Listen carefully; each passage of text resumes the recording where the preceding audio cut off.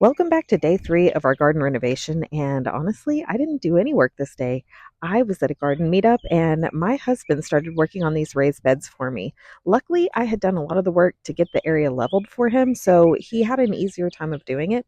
But this is the entire process from start to finish. There are always mixed reviews on the type of lumber that people use for the raised garden beds, and I'm going to tell you right now, we use 2 by 6 by 10-foot sections of untreated pine lumber, and yes, they will break down.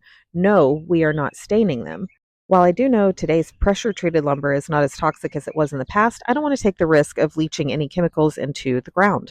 And I also don't want to use pressure treated lumber to grow vegetables with. And since this is my vegetable garden, we decided to go with the untreated pine. The L-shaped bed is 20 foot at the longest part and 10 foot at the shortest part by 2 foot wide. We're using the raised bed pavers from Lowe's to assemble these garden beds because we really needed a custom size for this area, and it's user friendly and easy.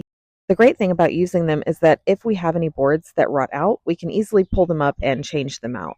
These paver stones really do make it super easy and affordable to build your own raised bed with a limited number of tools. Of course, we did need to use our miter saw to cut down some of the boards for the 2-foot sections, but overall, we were lucky and didn't have to cut down too many.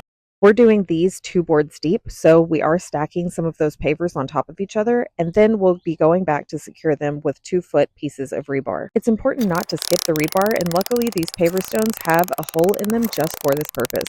This will keep the beds locked in place, so that way they can't move or fall over. Honestly, this is so satisfying to watch.